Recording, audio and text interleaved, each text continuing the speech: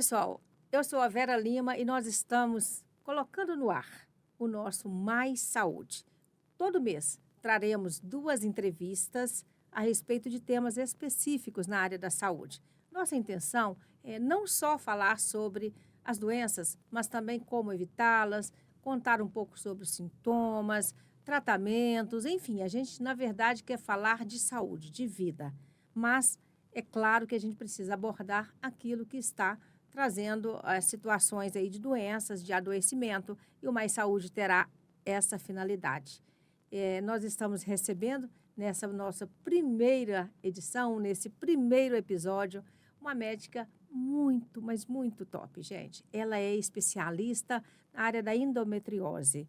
Então, a doutora Vanessa Lopes está aqui conosco. Bem-vinda, é um prazer te receber. E eu queria, doutora, que a gente começasse a contar um pouquinho sobre a sua história. Eu sei que você é especialista na área de ultrassonografia, né, voltada aí para a área da endometriose, que você faz o diagnóstico também sobre infertilidade, né? Creio que muito voltado para esse tema específico, mas eu gostaria que você falasse um pouquinho da Vanessa Lopes para nós. Quem é você? Em primeiro lugar, obrigada, Vera, pelo convite. É uma honra estar aqui e acho essa iniciativa do podcast maravilhosa. Eu sou paulistana de nascimento, estou aqui desde o final da década de 80 e sou ginecologista de formação, fiz minha residência médica no Odete Valadares e, desde então, eu venho me especializando em imagem. Esse ano eu tenho a honra de fazer 30 anos de formada e tem mais de 25 anos que eu trabalho só com ultrassonografia dentro da saúde da mulher. Tenho 2 filhos, o meu filho mais velho é o Arthur, tem 25 anos, está terminando a faculdade de Direito e tem uma bailarina linda de 12 anos que é a Elisa. Que lindo, que lindo. E olha, medicina por quê? Então, eu sempre fui uma menina muito curiosa, sempre gostei muito de estudar e de ler e de aprender. Tanto que, além da faculdade de medicina, em 2008 eu me formei em filosofia também, porque eu sempre gostei muito da área de humanas. E o ano passado eu terminei um mestrado em educação, porque nesses 25 anos eu tenho me dedicado muito à formação de novos profissionais. Então, a área de educação, essa área de humanas, ela me chama muita atenção. A medicina veio para mim como um meio de ver, de estudar, e eu gosto de gente. Então, eu estou no meu lugar.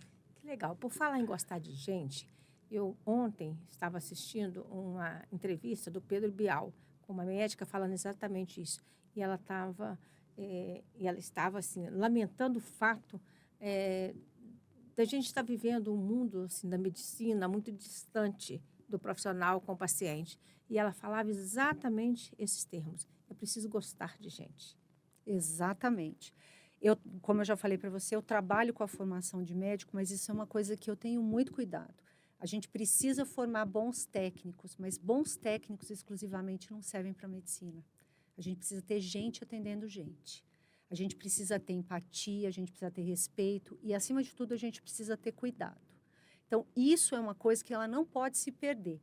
A modernidade, com a rapidez das coisas, com essa questão inteligência artificial, muita tecnologia, ela acaba trazendo um pouco de frieza para os processos. Então, a gente tem que trabalhar para que isso não se perca. A gente precisa desse contato de gente com gente. Pois é, eu acho até que a pandemia tem uma série de situações que ela trouxe para a gente. É claro que, né, não tirando todo o desgaste, todos os prejuízos, tudo que nós vivemos com a pandemia, tem alguns pontos que, de fato, a gente tem que entender que eram necessários avançar, né? A gente tem aí a telemedicina, né? Tem um processo aí dos trabalhos em home office, enfim, tem muita coisa que deu certo. Eu até acho que a telemedicina, para alguns casos muito específicos, né, eh, eles ajudam. A telemedicina ajuda muito. Queria a sua opinião a respeito. A telemedicina ajuda muitas vezes a pessoas terem uma orientação certa sobre, às vezes, uso de um medicamento, a necessidade ou não de ir a um pronto atendimento e algumas situações em que rapidamente ela pode resolver à distância. Ela não substitui absolutamente uma consulta médica com um médico presente ali para te examinar. Porque medicina, o médico ele precisa examinar o paciente, a gente precisa pegar na pessoa. Isso é uma necessidade da medicina.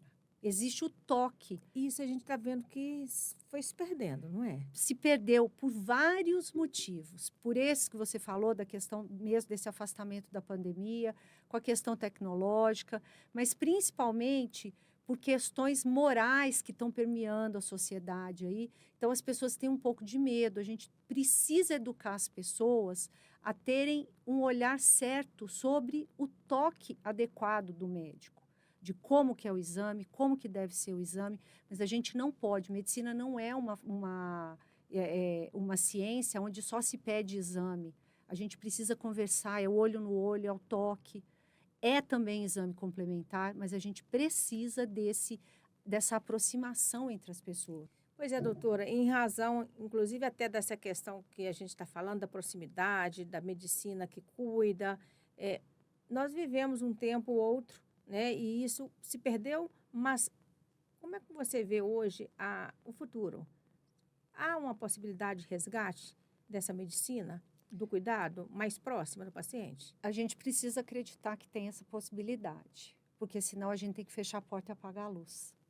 A gente precisa disso. Isso não pode se perder jamais. A tecnologia ela veio para beneficiar, mas ela é um instrumento. A gente precisa de pessoas que estejam qualificadas para usar bem os instrumentos, mas jamais a tecnologia ela vai superar e muito menos ela vai poder tomar o lugar da pessoa que conversa com a outra, como a gente está conversando aqui, olhando uma para a outra, porque muitas vezes o paciente não precisa de tratamento, ele precisa ser acolhido. A consulta muitas vezes ela é terapêutica. A supermedicalização das pessoas ela está num ponto onde não existe o contato, onde não existe a conversa, onde não existe o acolhimento. Isso é muito ruim. Então, a gente precisa lutar para que isso não se perca. A formação da medicina, ela é generalista, não é? No primeiro momento, você sai ali como uma residência médica, uma pessoa com conhecimento amplo, Sim. generalista. E depois você vai focar em especializações. Então, você saiu da clínica geral e foi para o estudo aí da endometriose. Por quê? Porque essa área específica, a ginecologia, e essa área específica que você escolheu trabalhar. Eu já me identifiquei muito com ginecologia obstetrícia durante a faculdade. A gente faz internatos, a gente faz estágios, e eu me interessei muito. Então, já na metade da faculdade, eu já tinha escolhido a especialidade. Depois que eu fiz a residência, porque tem muita gente que termina a faculdade de medicina e às vezes faz um curso ou outro, não faz residência médica. Eu optei por fazer a residência. E depois que eu fiz a residência médica, eu fui para a especialização na área de imagem de ultrassonografia. Eu comecei a estudar endometriose mais a fundo, tem mais ou menos uns 16, 18 anos.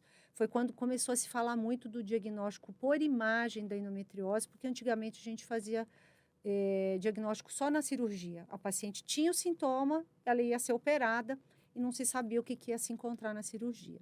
Que, inclusive, foi uma coisa que aconteceu comigo. Eu tive endometriose, fui operada em 1997. Nesse esquema, fui para a cirurgia, o cirurgião achou muito mais coisa do que ele tinha esperado de encontrar. E aí, isso startou em mim um desejo de começar a estudar essa doença, que é uma doença muito complexa e extremamente desafiadora. Pois é, e até em face disso que nós vamos começar a esclarecer o que é a endometriose. Então, endometriose é uma doença onde o tecido semelhante ao endométrio, o endométrio é aquele tecido que a gente menstrua todo mês. Ele é um tecido que é feito para a implantação do embrião. Se a gente não engravida, ele fica inútil, ele é eliminado todo mês. Esse tecido, semelhante ao endométrio, essas células, elas vão parar em outros lugares fora do útero. Tem vários mecanismos. Através da trompa, porque o sangramento sai pelo colo do útero, mas pouca quantidade de sangue sai pela trompa uterina e cai dentro do abdômen das mulheres. Pode ser por disseminação sanguínea, por vasos linfáticos, tem várias teorias. Essas células, elas se implantam no abdômen. As regiões mais comuns são atrás do útero, em cima dos ovários, mas a gente pode ter no intestino, na bexiga, a gente pode ter no diafragma, em outros órgãos. Existem localizações mais atípicas. E essas células, elas causam um grande processo inflamatório e, consequentemente, é uma doença que dá muita dor pelo processo inflamatório. ela é dependente de hormônio, assim como o nosso endométrio, como a gente menstrua todo mês, a gente depende dos hormônios. Então, endometriose também depende do hormônio. Por isso que as pacientes, elas têm dor cíclica. Toda vez que vem a menstruação, elas sentem dor também. Então, ela é uma doença da mulher no período reprodutivo. Doutora Vanessa Lopes, é uma doença crônica? É complexa? É incurável? Conta um pouco mais para a gente sobre a endometriose. Tem várias palavras difíceis da gente abordar aí, mas a gente pode sim encarar como uma doença crônica. Incurável é uma palavra muito difícil né? de Pesada, falar, né? porque eu acho que traz um peso ruim para a doença, mas ela é uma doença que tem um bom manejo, que pode ser cirúrgico ou pode ser clínico também, Sim. não necessariamente. Todas as pacientes diagnosticadas, elas precisam operar. Mas é uma doença que, se não diagnosticada a tempo, ela rouba a vida das mulheres. Ela rouba qualidade de vida, ela rouba alegria, ela rouba qualidade mental, ela rouba qualidade da saúde como um todo da mulher. Então, é preciso que a gente brigue muito pelo diagnóstico para que coisas piores não possam acontecer. Ela é muito complexa do ponto de vista da abordagem para o diagnóstico, principalmente, e ela é muito desafiadora. Mas ela é uma doença que tem um manejo muito bom quando ela é diagnosticada a tempo. E olha, pessoal, um dado muito alarmante.